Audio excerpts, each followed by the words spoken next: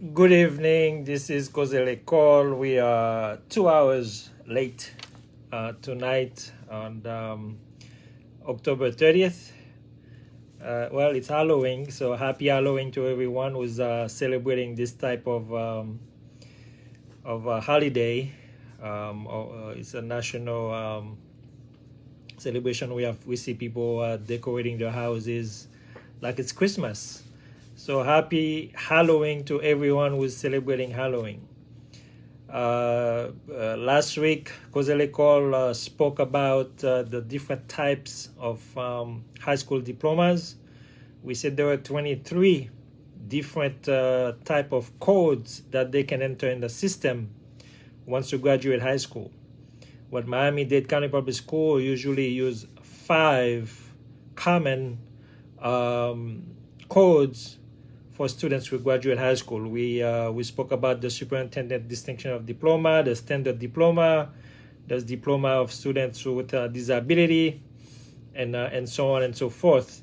So you need to review our YouTube channel so that way you can see what we spoke about last Saturday regarding these high school diplomas. So not every high school diploma is equal. So that means we could both graduate high school, but with my diploma, I can do more. That means I can go to a university. Meanwhile, you can only go to a community college. There's nothing wrong with that. It's just that the path that we each take is different. Once we have the high school diploma, that doesn't mean we're going to take the same path. But even though we take different paths, we can reach the same goal. It's just that we go by that in different ways. So once you go to a community college with your diploma, you will spend 2 years as your associate degree, and then after that you can transfer to a university where some students go straight to a university without going to a community college. People usually ask, what's the difference between going to a community college or going to a university after high school? The difference is its requirements, right? The classes at the university level are usually more challenging.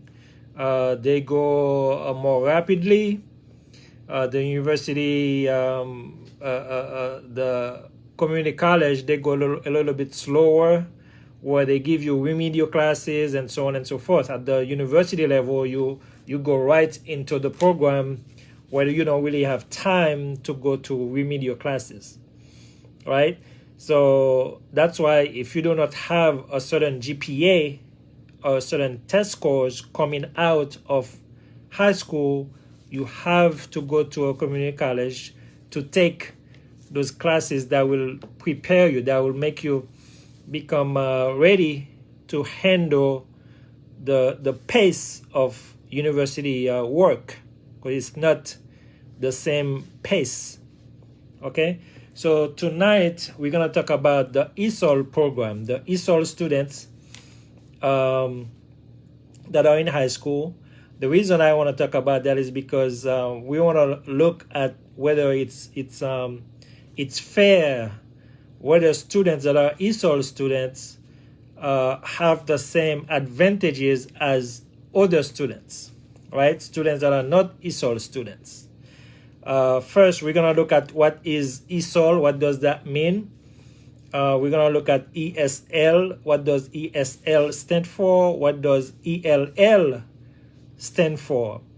And we look at the testings, the test that those Esol students have to go through, and scholarships. Do they have advantages of disadvantages of being an Esol student? What are the advantages or disadvantages? I have students at my high school that are Esol, that are in the Esol program, and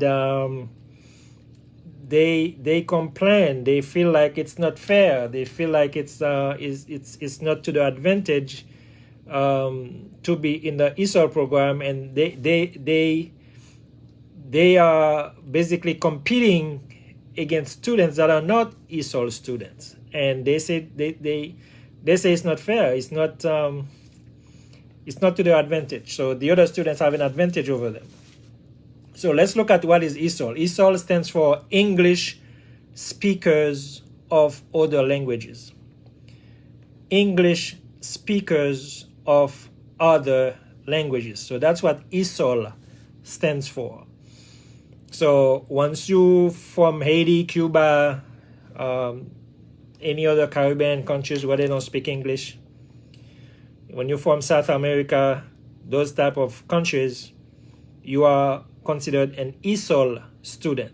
So there's a test that you take, and that test determines what level of classes do you go into. The Esol classes have 4 levels: Esol 1, 2, 3, 4. When you are an Esol student, you take 2 classes, 1 English class and 1 reading class. Every year you are tested to see if you should come out of the Esol program, right? And some students do not test out of the Esol program. So from the time they enter high school in 9th grade all the way to 12th grade, they cannot test out of the Esol program. So we're gonna see, is that to their advantage or is that to their disadvantage for not being able to test out of the Esol program. So what does ESL stands for? ESL means English as a second language. So they have ESL programs as in those high school, and you could also have an ESL teacher, right? So if you are an ESL teacher, that means you are a teacher of English as a second language. You are teaching students who are learning English as a second language. That's what ESL stands for. And those programs are at the high school level, and they are at the middle school, they are at the university level. You have students at not the university, but mostly at the college level, taking ESL classes, meaning Esol classes. They are considered ESL classes or Esol programs or ESL programs. So all those terms are interrelated, so they all mean the same thing. And you have ELL. What does ELL stands for? ELL stands for English Language Learner. So all of us, even me who's speaking with you tonight, I was at one time an English language learner, because when I came from Haiti 36 years ago, in 1985, I had Esol classes. In Haiti, you study English, but when you come here, I remember I was sitting in a class and the teacher was speaking. All I saw was her mouth moving, and I could not understand anything she was saying. But what I did was I wrote down all the notes, I studied them, and I was the only one with an A in the class, right? So just because we don't speak, that doesn't mean we can't be smart. So that's what I'm telling the Esol students right now. You may not be able to speak the language, but with the knowledge that you have, you can study, you can read. There's dictionary. Right now you have a dictionary on your phone, which is easier from the time I was here 36 years ago. Those type of capabilities that students have right now, we had to carry around those big dictionaries. And I can show you a dictionary that I use. This is a heavy dictionary that I use to learn the English language. So the English language is not an easy language. So this is what we used to carry around, right? There are so many words to learn, and it's not easy. So when we achieve what we achieve, is not that they don't just give things to us, we earn them. So so that dictionary is right by me. When I need to look for a word, that's what I do. I go to the dictionary. And that's what an Esol student needs to do. You have to research. You have to learn the language, because it's not our language, right? So you have Esol, meaning English speakers of other language. You have ELL, meaning English language learner. And you have ESL, which means English as a second language.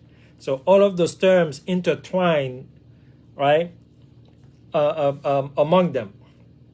So what are the disadvantages and advantages of being an Esol student? So for example, let's talk about testing, exams, the SAT, for example, or the ACT. In order for you to receive the Bright Future Scholarship, you need a certain SAT score or ACT score to qualify for that scholarship in the state of Florida. And that scholarship can pay 100% tuition for college or 75% tuition. So let's talk about an Esol student who's going to take that SAT exam, and they have to score the same points with a student who's not an Esol student, right? So they have to score the same number of points. So those students, when they're taking the test, sometimes they give them extra time. They call them extended time. But even though they have extended time, and some of them been in the country for 2-3 years, right? They come here in 9th grade or 10th grade. They place them in 2 Esol classes, and then they have to take the SAT. And they cannot pass the SAT. They cannot pass the ACT. And if you cannot pass those tests and you cannot pass the FSA, you can't receive your high school diploma. If you can't receive your high school diploma, you cannot go to college. As I mentioned last time, you go to college, they allow you to go for the first semester, but the first semester is only from August to December. So if you can't pass that test, that FSA, the ACT, or the SAT, in January, the college no longer allows you to register or to continue taking classes. So now you have to drop out. Right? You have a high school diploma now, but you can't go to college with it because you are an Esol student and you cannot pass those tests. So the students are saying that's not fair. There should be a different criteria for Esol students when they are taking the SAT, or for them to qualify for the Bright Future Scholarship, right? Because they say it's not fair. It's not fair for them to be on the same level of playing field with students who were born here. English is not the second language, and they have to score the same number of points with those students. It's not like we can do it. We have Esol students. We have students who came from Haiti, and they learn the language right away. They exit the Esol program. They take honors English. They end up taking AP or advanced placement English classes. They score well on the SAT or the ACT. We have those type of students, but how many? What is the percentage? Is it enough? Right? Do we have enough of those students? I doubt that we do. So should the state, the Haitian leaders in the community, those people who are saying they represent Haitian people, those elected leaders, shouldn't they be talking to the school board? Shouldn't they be writing to Tallahassee to let them know, to share those concerns about Esol students, not just Haitian, but Esol students? You could have your residency card. You could even become a permanent, not a permanent resident, but a citizen, and you still consider an Esol student because you still can't pass those tests. You still can't learn the language well enough to score well on those exams. Because I remember a student told me, Lizzie go say de moli when not just saoli ba kot mo sa osoti. Lizzie bon moi-même confortable moi-même on ti sol élève tant comme puis ta vle pour me kon gosser mo sa moi not just sa yo vle pour me connait moi-même ti sol student me fait vinn dans pays am boko même gen boko. Ça me fait mal pour lui, mais c'est vrai. C'est vrai, it's true. How can she learn? How can the students learn all these words in 2 years for them to be able to do well on the SAT or the ACT? How could you evaluate them the same way with other students who've been here since first grade? They've been learning the language. It's not fair. We need our leaders, our Haitian leaders, to step up. You can't just say you're a leader then you're not doing anything for your community, right? We need new leadership. We need new leadership. We need leaders who cares about people, who wants better for people, who want people to succeed. Not just to call yourself a leader and then you're not helping, you're not doing anything. What are you doing if you're a leader? So these are the type of disadvantages those Esol students have. They may have extended time when they take those exams, but there are words on those exams that they have no clue what those words are. And another thing, when those students register at home, and there's a form you have to fill out, they ask you, do you speak another language at home?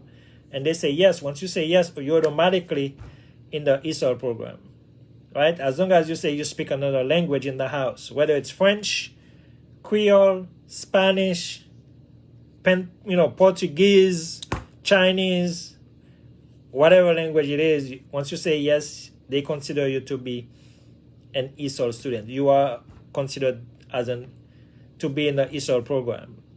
So you should check no if you do not want to be considered an Esol student when you fill out those forms. When you check no, they give you regular English classes, regular reading classes, which will help you more to be better prepared to take those SAT or ACT exams, so you could get a chance at becoming qualified for those scholarships where you can have your tuition paid for free. So I will not speak further tonight. That's what I wanted to bring for you, to talk about those Esol students. And as an Esol student myself, it's not easy to be an Esol student, right? Because there are electives that you would like to take. You can't, because you have 2 English classes, an English and a reading. And if you do not stop listening to Creole a lot, if you do not stop watching Creole programs, listening to Creole radios, speaking Creole in the house, if you do not stop that, you're not helping yourself.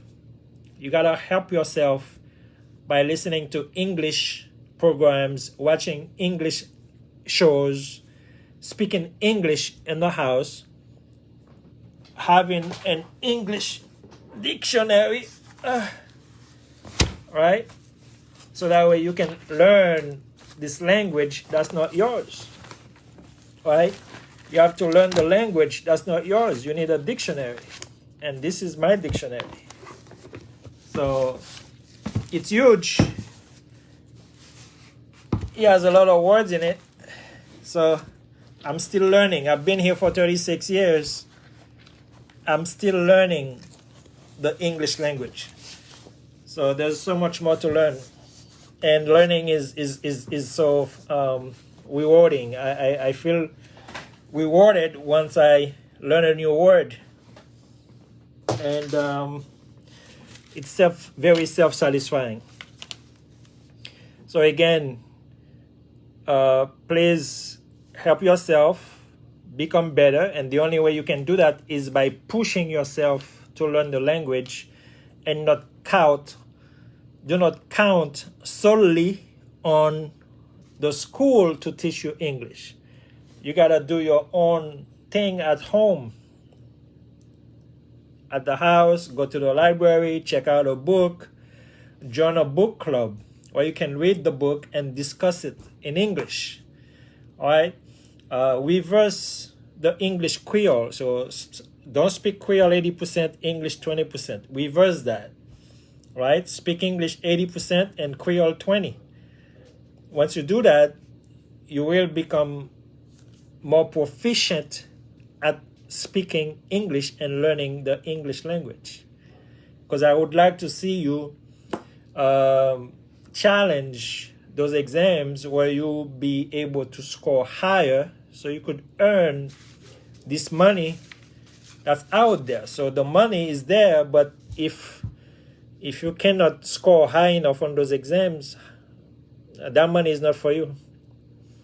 So that money is for these other students. So push yourself so you can do better. So I'm gonna leave you tonight, and I wanna leave you with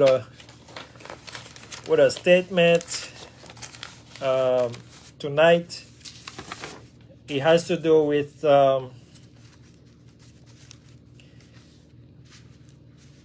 accentuating on irrelevant and minuscule positives will hinder your growth.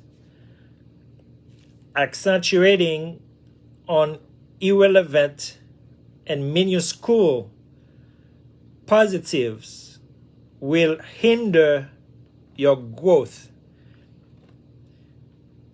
I'm not going to explain it.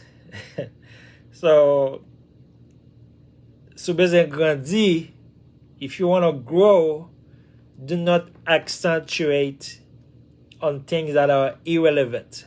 Pa perdi temps avec on se de bagay ki pa gen importance. Right? Sou perdi temps avec yo, la empêche yo grandi. La empêche yo grandi. Là, ça a prêté là comme ça. So, pa perdi temps non se de bagay ki irrelevant, bagay ki pa gen importance. Nou remen fè ça tout temps. Nou remen bay trop bagay ki pa gen importance tan nou, et puis ça qui est important nous mettez au ce côté. So c'est pour nous bay ça importance en plus temps. Laisse ça peut de nous grandir moralement. OK, so c'est ça me pour nous jeudi en samedi 30 octobre. Et encore tout le monde qui a célébré Halloween, yo, happy Halloween. I will see you next Saturday for another episode of Cause L'école. I was Dr. Moreau.